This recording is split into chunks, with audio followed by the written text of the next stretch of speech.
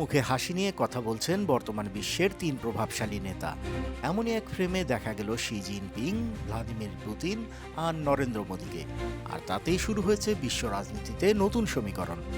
যুক্তরাষ্ট্রের আধিপত্য কমাতে এই একটা ফ্রেমের মূল্য কতটুকু, তার উত্তর হয়তোবা সময় দিবে। কিন্তু তার আগে যে প্রশ্ন উঠেছে তা হলো, এমন ফ্রেম দেখে কি ভাবছেন ডোনাল্ড ট্রাম্প প্রশাসন?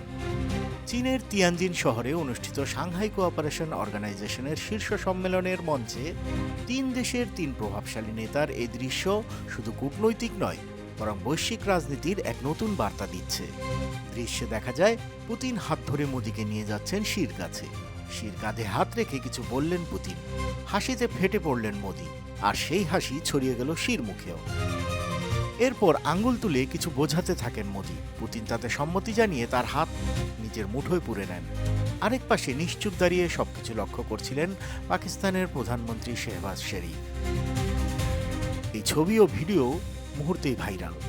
ভারতীয় সংবাদ মাধ্যমে বড় শিরোনাম হয়েছে মোদি পুতিন শির মেলবন্ধন।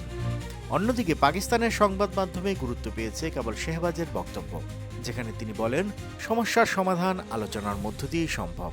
অনেকে বলছেন চীন, রাশিয়া, ভারতের একসঙ্গে হাসি বিনিময় পাকিস্তানের জন্য এক ধরনের বার্তা।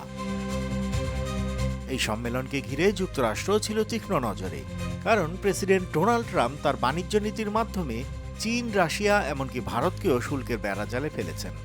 বিশ্লেষকরা বলছেন ট্রাম্পের এই নীতি দেশগুলোকে ঠেলে দিচ্ছে চীনের বলয়ে। চীনও সেই সুযোগে বিশ্ব রাজনীতিতে নিয়ন্ত্রকের ভূমিকায় নিজেদের অবস্থান পোক্ত করছে। মোদির এ সফরের গুরুত্ব আরও বেশি, কারণ 7 বছর পর তিনি চীন সফর করলেন।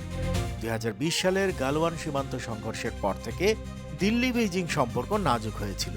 তবে এবার শির সঙ্গে বৈঠকে মোদি সহযোগিতার সম্পর্ক এগিয়ে নেওয়ার অঙ্গীকার করেছেন। সম্মেলনে ভাষণ দিতে গিয়ে তিনি প্রতিবেশী দেশের প্রতি ইঙ্গিত করে সন্ত্রাসবাদে দ্বিমুখী নীতির সমালোচনা করেছেন।